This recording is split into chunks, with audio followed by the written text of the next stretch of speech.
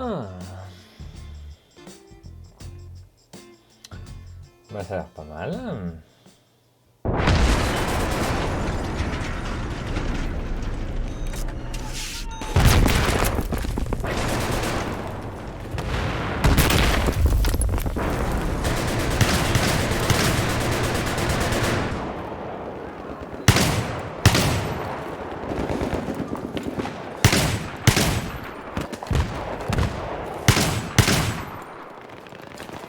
Attention, l'ennemi a désamorcé la charge.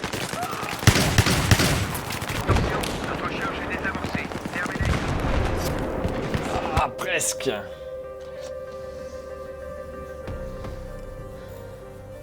Ah, first. Ah, qu'est-ce que c'est marrant la saga 12. Le jour où je me mets au tir, j'en ai une. Bonjour à tous et bienvenue à cette nouvelle vidéo. Et oui, c'est encore un jeu vidéo qui a poussé à l'achat de ce que je vais vous montrer aujourd'hui avec encore un custom de porte-avions. Et je confesse ainsi faire partie de ces vils félons utilisant sur Battlefield les calibres 12 avec du slug et parfois une lunette, mais moi au moins je spamme pas du M320 dans l'opération métro. Bref, j'ai cette arme depuis 8 ans et j'ai donc suffisamment de recul, sans mauvais jeu de mots, pour tenter de vous proposer une review la plus complète possible. Cette carabine n'est évidemment pas d'origine et on aura l'occasion d'y revenir. Historiquement, c'est Izhmash qui a sorti cette première déclinaison en calibre 12 de la Kalachnikov. Puis, Molot a sorti le Vepr 12, que j'ai eu également, mais qui jouait sur un registre différent. La Saiga 12 était pensée pour la chasse, le tir sportif et un peu la dotation. Les finitions et la qualité de fabrication étaient supérieures au Vepr 12. Mais le Vepr 12 a su s'implanter par une ergonomie supérieure. Toutes dotées d'un puits de chargeur, les variantes venaient souvent avec un frein de bouche, des commandes ambidextres, des crosses réglables, des garde-mains Picatinny, etc. Le Vepr 12 s'est d'ailleurs imposé parmi des groupes d'intervention français. Il était possible de modifier une Saiga 12 pour rattraper en ergonomie, mais en général, on partait directement sur un Vepr 12. Il n'y a qu'à voir en IPSC, on voit quasiment que ça et jamais de Saiga 12. Aujourd'hui, à l'heure où sort cette vidéo, Molot étant en quasi-faillite et le Vepr 12 plus disponible, il ne reste que la dernière génération de Saiga 12 qui cette fois utilise un puits de chargeur et non pas ce que j'ai encore sur la mienne, un système de verrouillage d'AK. Alors l'avantage ergonomique est certain, mais avec la disparition de Molot, le bannissement des armes russes aux États-Unis et beaucoup de fabricants de chargeurs étant américains, on n'a quasiment plus de chargeurs compatibles avec cette nouvelle génération, l'offre s'étant particulièrement réduite. Faites donc bien attention quand vous recherchez des chargeurs, vérifiez quelle génération de Saiga 12 vous avez et quels chargeurs sont compatibles. Et malheureusement, il n'existe quasi pas de chargeurs camembert pour la nouvelle génération. Là où pour l'ancienne, l'offre reste encore importante tant ce fut une arme vendue aux États-Unis au début des années 2000. Pour nous clients européens, la meilleure manière d'identifier la génération, c'est de regarder les marquages. Celle-ci a été livrée en Europe en 2014, dernière année supposée d'import avant l'annexion de la Crimée par la Russie et l'embargo sur les armes. Les nouvelles Saiga 12 ont le logo blanc Kalachnikov et un marquage IT suivi de 2 chiffres qui est l'année d'arrivée. L'importateur actuel étant italien avec un embargo visiblement peu suivi. Pour faire simple, si vous n'avez pas de logo Kalachnikov, c'est une ancienne Saiga à verrouillage à l'ancienne des chargeurs. Et les nouvelles ont le puits de chargeur. Le silencieux est le Rotor 43 pour calibre 12 que nous avions vu dans une précédente vidéo. Sur ma Saiga 12, les organes de visée sont fixes et très basiques, mais pas déconnants vu le calibre. Certaines ont eu une hausse élévatrice.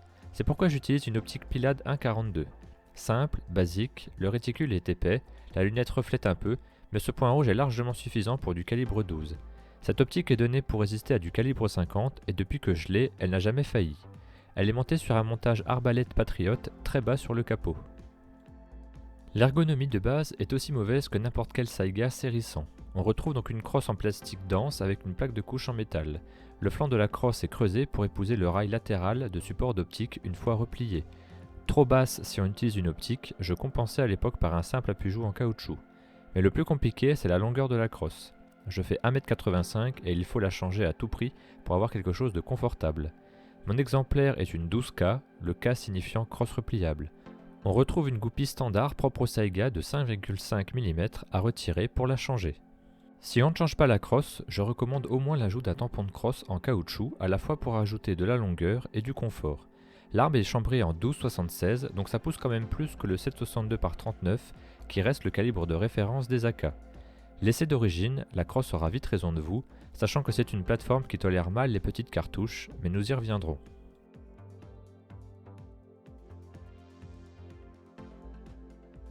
Même chose pour la poignée, toujours trop petite et trop lisse, elle est à changer.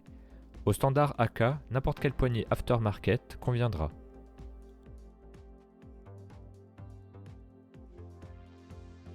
Le garde-main est propriétaire. On trouve pas mal de modèles aftermarket, mais attention aux tarifs car la Saiga 12 reste une AK moins courante que ses voisines à canon rayé. Il est tenu par l'ergot rentrant dans le receveur de l'arme côté chargeur et une vis côté emprunt des gaz. Le gaz tube étant inamovible. Les garde-mains aftermarket réutilisent cette vis pour se fixer, mais attention, garde-mains de Molotte Vepr 12 et Ismash Saiga 12 ne sont pas intercompatibles, mais sur certaines références, les fabricants proposent des adaptateurs inclus ou vendus à part.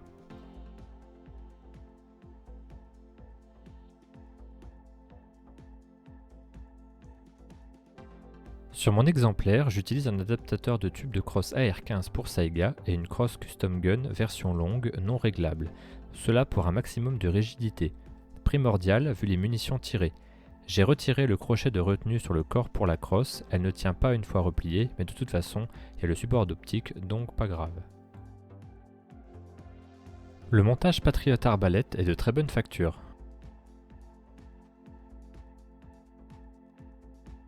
Le démontage de l'arme est similaire à n'importe quel AK. On tombe la sécurité et on actionne la culasse pour armer le marteau afin de libérer la culasse plus tard.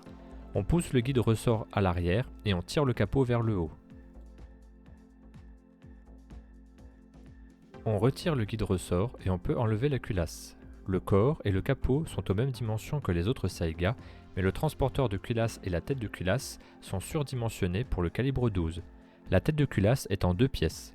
Le transporteur de culasse a une découpe au niveau du piston pour, je suppose, réduire sa masse et donc son inertie.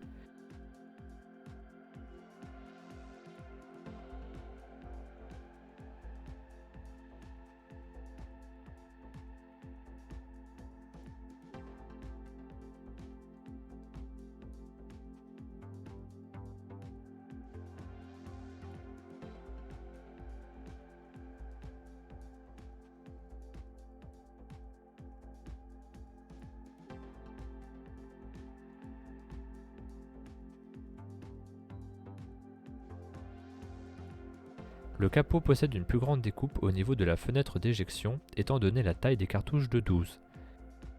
Le guide ressort possède une pièce servant à obstruer efficacement la fenêtre en position repos pour éviter l'introduction de saleté.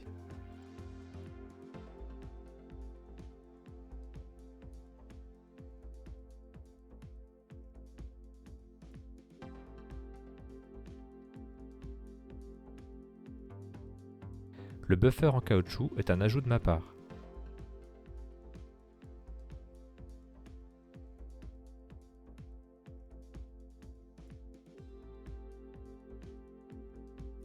L'extrémité du canon est filetée en 22 par 0,75, comme chez Molotte. Le frein de bouche est un must-have sur ce genre d'arme. En aluminium, c'est un insert en acier qui porte le filetage allant sur le canon. Il existe 2 versions, une pour gaucher et une pour droitier. Les plus gros évents vont en haut, les plus petits à droite sur la version droitier et à gauche pour la version gaucher. Ici c'est donc une droitier.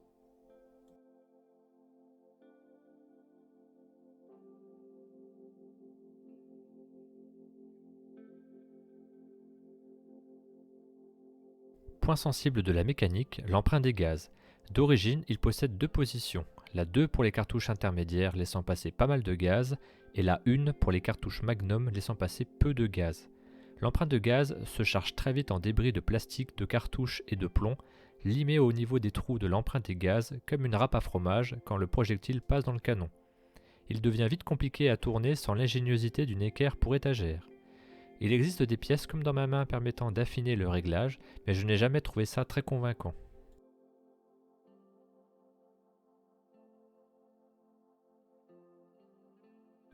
Plat de résistance avec le silencieux.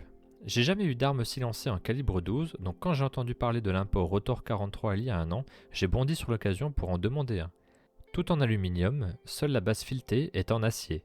Il est démesuré comme on l'attend pour du calibre 12.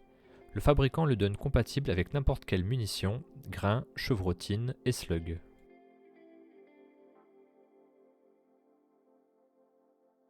Comme dit au début, cette génération de Saiga 12 possède un plus grand catalogue de chargeurs. Des classiques longs droits de 3 à 10 coups en général, au drum allant jusqu'à 30 coups. Munitions à bourrelet oblige, les chargeurs sont surdimensionnés pour accueillir autant de cartouches, ne pouvant faire de quinconce. Le chargeur droit fait 5 coups, c'est celui d'origine. Le plus gros drum ici est un 20 coups, le petit un 12 coups. J'ai déjà eu un 30 coups, et c'est tout simplement inexploitable compte tenu de la taille et du poids. Les 12, 15 et 20 coups me semblent être les drums à privilégier.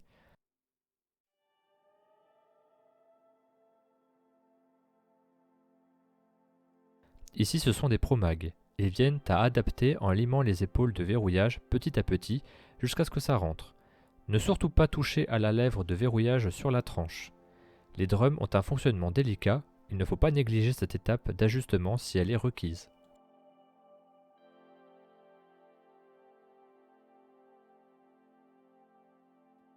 Ici en gros plan la partie à limer. Vous pouvez prendre une Dremel mais allez-y gentiment, sinon une petite lime diamant fera l'affaire. Comme beaucoup d'armes à feu, la Saiga 12 est disponible en énormément de versions pour coller aux différentes législations. Des versions les plus soft à canon long, crossfix et absence de grip et frein de bouche, à certaines versions pistol plus récréatives.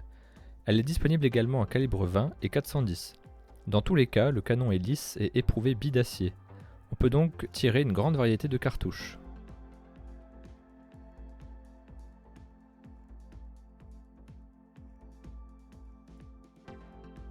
Point très important, les munitions. Ce point vaut pour tous les semi-auto en 12 à chargeur que j'ai eu ou tiré, Saiga 12, Vepr 12, Deria, etc. Ce sont des armes qui ont un appétit très délicat et il n'y a pas de compromis à faire sur ces dernières. Ce sont des armes faites pour cycler correctement avec des cartouches ayant un culot long, une charge d'au moins 32 grammes et un plastique sans aspérité pour chambrer correctement. Aucune chance que ça cycle correctement avec des cartouches bas de gamme ou type Soloniac. Même les Slug Sport type Gecko ou Fiocchi 28 grammes sont trop légers. Personnellement, j'utilise de la Rottweil en 32 grammes, 12,70 ou 12,76. En résumé, mettez de côté les cartouches comme les 3 de gauche. Oubliez également les kits ressorts allégés ou les embouts réglables de gaz comme celui montré avant. Ça ne vaut pas grand chose. Donc malheureusement, le budget doit suivre derrière pour les munitions. Allez, petite vue d'ensemble. D'origine, la Saiga 12 est juste intirable. Vous allez ramasser du début à la fin de la séance.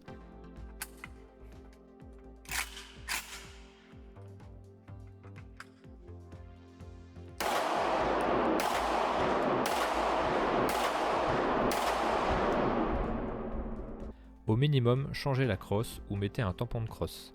J'avais fait ensuite un custom avec des pièces de Kalachnikov USA reprises de leur propre Saiga 12, mais la qualité n'était pas convaincante. D'ailleurs, à ma connaissance, leur fabrication n'est pas encore fiabilisée, notamment au niveau de leurs chargeurs qui tolèrent mal les fortes cartouches.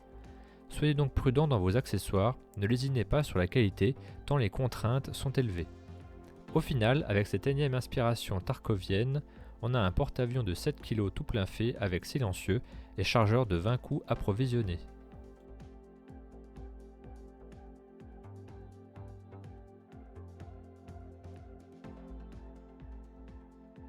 Avant de démarrer le tir, petit aparté.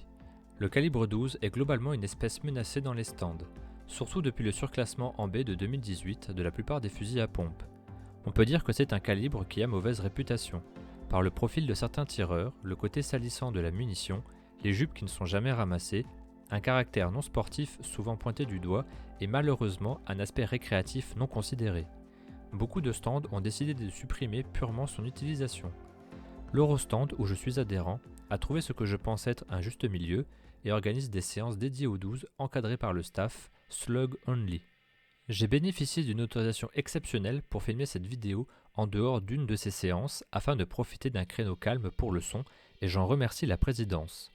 Donc à toi, cher pratiquant de l'Eurostand qui voit cette vidéo et se dit c'est open bar à nouveau, Va pas te pointer avec un 12 en dehors des séances spécifiques car tu vas avoir les fesses rouges.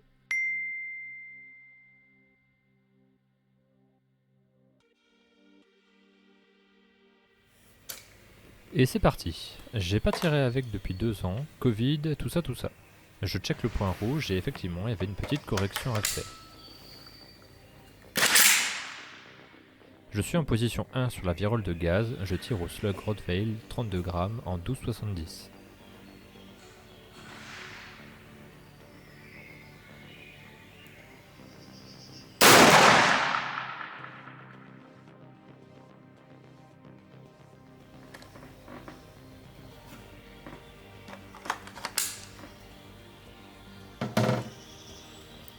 La détente est plus lente, comme tout AK qui se respecte, avec une bonne course. Avec le changement de crosse et grâce au frein de bouche, n'importe quelle grosse munition de 12 passe crème. Le premier tir était un peu en bas à droite, je remonte et corrige vers la gauche. Je retire et refais une correction.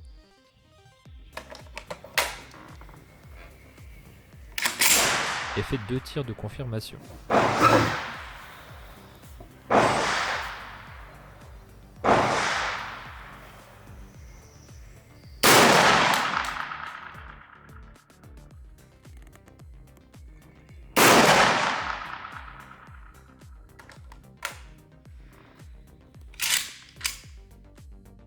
Juste 2 clics à mettre encore vers la gauche et ça sera très bien. La cible de droite sont les 2 premiers impacts, la cible de gauche les 2 derniers pour confirmer.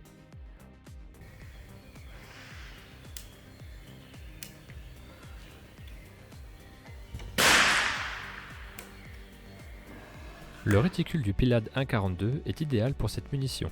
On peut switcher entre la croix, le point ou les deux en même temps comme ici. La luminosité du point rouge est variable manuellement.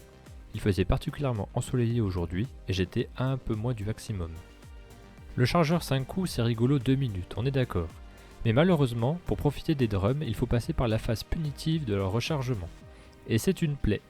Oubliez les jeux vidéo à la DZ ou Tarkov où on peut charger un drum une cartouche par seconde. Ici on est dans le vrai. Les ressorts des drums sont supra durs et le conduit particulièrement serré pour des raisons de fiabilité. Vous allez donc vous bouffer les doigts à charger les pruneaux tant les lèvres des drums sont coupantes et le ressort rigide. Comptez facile 1 à 2 minutes pour le drum 12 coups et 2 à 4 minutes pour le drum 20 coups. Et pour couronner le tout, vous vous doutez bien qu'un drum de 20 slugs magnum c'est pas ultra léger. Donc idem, les jeux vidéo où on peut porter 5 drums sur soi et courir comme une gazelle, voilà.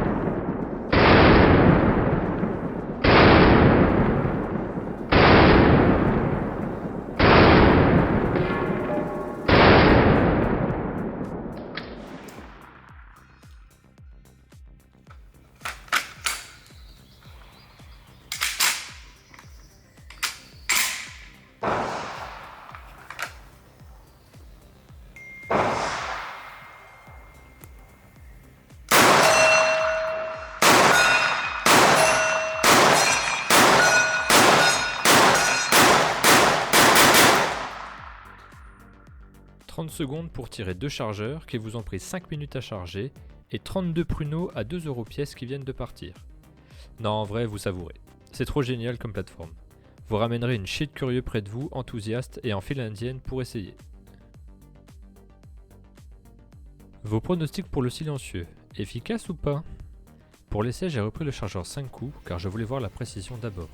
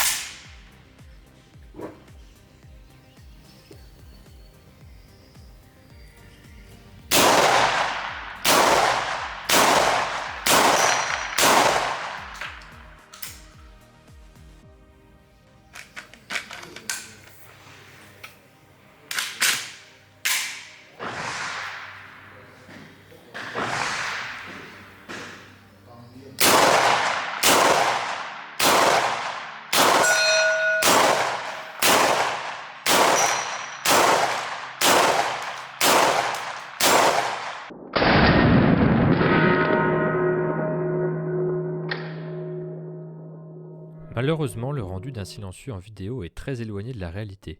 En vrai, c'est vraiment efficace, pas au point de se passer de protection auditive, mais ça atténue fortement. Malheureusement, la précision est désastreuse. J'ai une dispersion d'1 bon mètre, je pense que le slug ou sa jupe tape les chicanes du silencieux, car j'ai des petits copeaux de plastique à 1 ou 2 mètres devant moi. Je verrai avec d'autres munitions, sinon peut-être que j'élargirai le passage.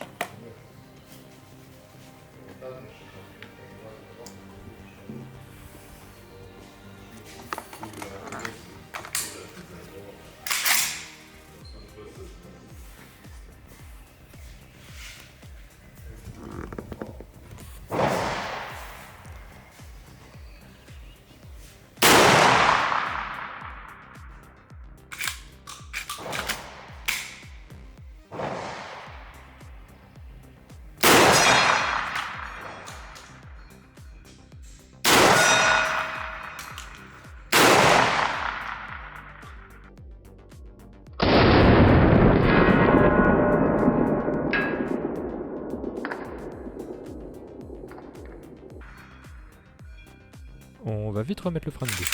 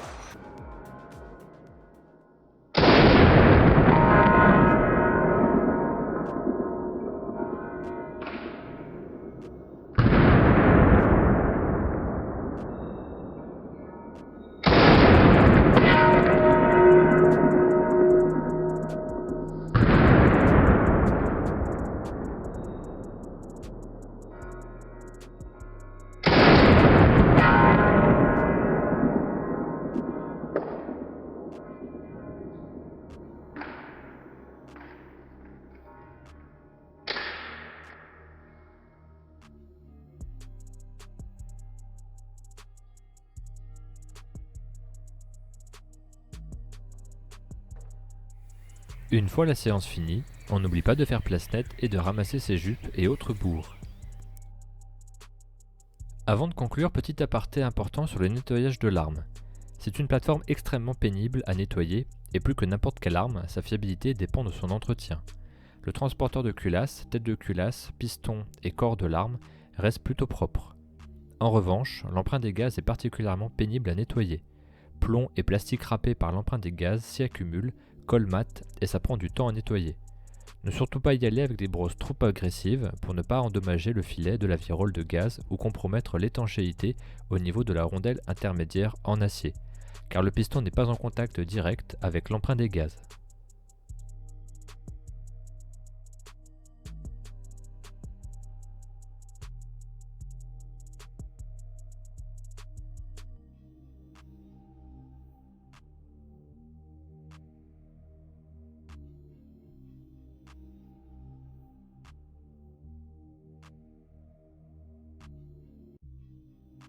Le filet de la virole s'est chargé en plomb, technique de l'équerre. Pour la rondelle intermédiaire, on glisse une tigette de nettoyage par le tube des gaz et on tapote.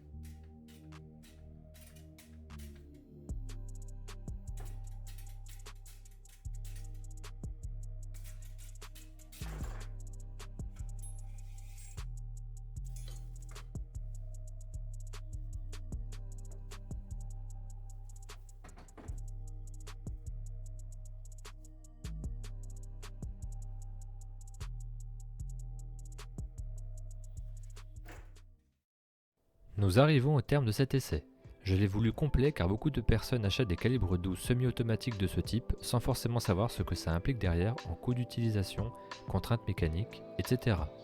Donc désolé pour la longueur de la vidéo, j'espère ne pas avoir perdu trop de monde. On peut étendre à l'extrême majorité des carabines de ce type ce qui a été décrit ici. Au concours des armes à fun shoot, clairement, on est sur un podium avec la Saiga 12. Ne considérez pas uniquement le prix d'achat de ces plateformes car de toute façon, c'est comme une imprimante jet d'encre, ça va vous coûter le triple à l'année en consommable si vous tirez régulièrement. Pour ceux qui ont du mal à faire accepter ces armes au stand pour les raisons évoquées plus tôt, tentez l'approche d'une séance encadrée par le staff avec nettoyage derrière.